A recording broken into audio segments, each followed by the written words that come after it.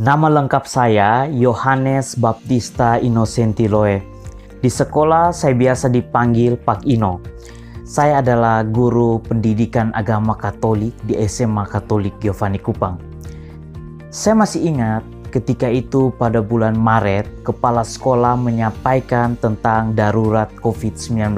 Sekolah untuk beberapa waktu ke depan ditutup dan seluruh proses pembelajaran berlangsung dari rumah. Dan sejak saat itulah pembelajaran tatap muka di kelas beralih lewat jaringan internet. Dan inilah cerita saya menghadapi pembelajaran di masa pandemi dan menjadi guru inspiratif Indonesia bersama Kuiper dan Fruity Sosro. Awal memulai pembelajaran dari rumah, saya menggunakan metode memberikan tugas. Saya menemukan bahwa metode yang seperti ini punya banyak kekurangan. Metode yang demikian hanya sebatas menyelesaikan tugas. Siswa hanya dituntut untuk menyelesaikan tugas dan mengumpulkannya. Padahal pelajaran agama harusnya tidak boleh sebatas transfer pengetahuan, tetapi yang paling penting adalah praktik hidup, teladan hidup. Banyak siswa yang menyalin atau menjiplak pekerjaan temannya. Hal ini menghilangkan inisiatif dan motivasi siswa untuk bertanya dan mencari informasi sebanyak mungkin. Sebagai guru, saya kehilangan inovasi dan kreativitas dalam mengajar.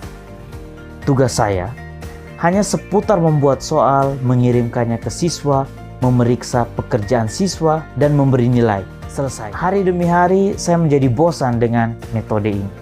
Ditambah lagi banyak siswa yang mengeluhkan bahwa mereka bosan dan jenuh kalau tiap kali pelajaran hanya mengerjakan tugas. Pada titik ini, dengan segala macam keluhan, saya menjadi bingung dan gelisah. Jujur, masa pandemi, pembelajaran di masa pandemi ini membuat saya menjadi bingung dan semakin gelisah. Dan waktu itu saya duduk di kamar membongkar buku saya.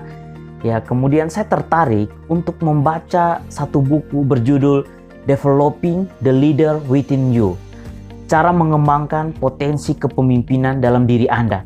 Karya John C. Maxwell. Dan salah satu pernyataan yang menggugah kesadaran saya, yaitu ketika ia katakan bahwa masalah memberi makna bagi kehidupan. Seperti perahu bot, kendala utama yang dihadapi sebuah perahu bot itu adalah air terhadap baling-baling. Tetapi kalau tidak ada resistensi yang sama dari keduanya, perahu bot tidak akan pernah bergerak sama sekali.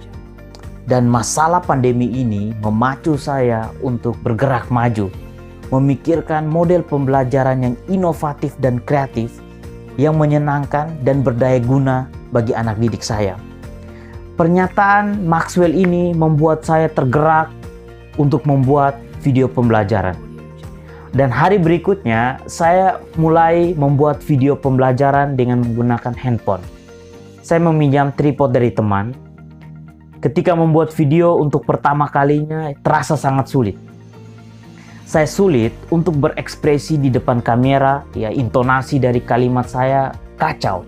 Dan meskipun demikian, saya harus berusaha terus. Saya tidak boleh mengalah. Akhirnya, video pertama yang ala kadarnya selesai. Setelah itu, saya upload ke YouTube. Dan video pembelajaran pertama yang saya upload adalah 5 fakta persoalan yang mengguncang dunia. Video ini merupakan materi pembelajaran tentang gereja dan dunia, secara khusus tentang permasalahan yang dihadapi dunia. Dan sampai saat ini saya sudah membuat dan mengupload 24 video pembelajaran. Ternyata melalui video pembelajaran ini saya mendapat banyak sekali keuntungan. Pertama, saya sendiri dipacu untuk semakin inovatif dan kreatif dalam penggunaan teknologi. Di tengah corak pendidikan 4.0, saya pikir inilah saatnya saya menggunakan perangkat teknologi untuk mencerdaskan anak bangsa. Kedua, saya mendapat banyak sekali apresiasi baik dari kepala sekolah, orang tua, dan juga siswa sendiri.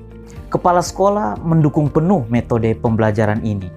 Guru yang inovatif dan kreatif adalah guru yang selalu menginspirasi siswa-siswinya untuk mencapai puncak kesuksesan.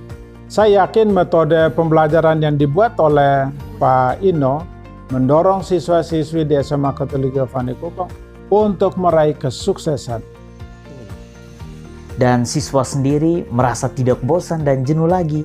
Mereka merasa pembelajaran ini sangat menyenangkan. Dan ketiga, melalui video pembelajaran tersebut, semakin banyak siswa yang aktif mengajukan pendapat dan pertanyaan. Dan saya merasa metode pembelajaran ini sungguh-sungguh inovatif dan kreatif di masa pandemi. Lihat, dari siswa yang sebelumnya hanya mengerjakan tugas melulu, sekarang mereka lebih aktif dalam pembelajaran dengan mengajukan pendapat, tapi juga dengan bertanya. Berkat adanya video pembelajaran dari Pak Ino, saya bisa memahami materi yang diberikan. Nah, ketika saya kurang mengerti, maka saya bisa memutar kembali video, sehingga saya bisa menonton ulang dan membuat saya mengerti.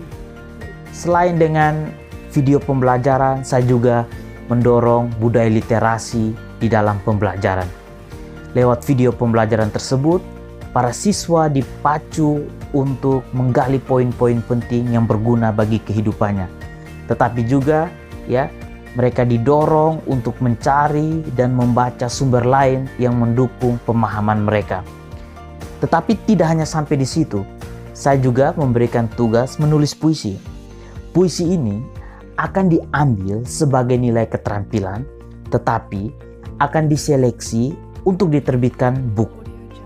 Dan sejauh ini ada 2 judul buku antologi puisi karya siswa yang sedang kami proses dan sedang diedit di penerbit untuk kemudian dicetak menjadi buku.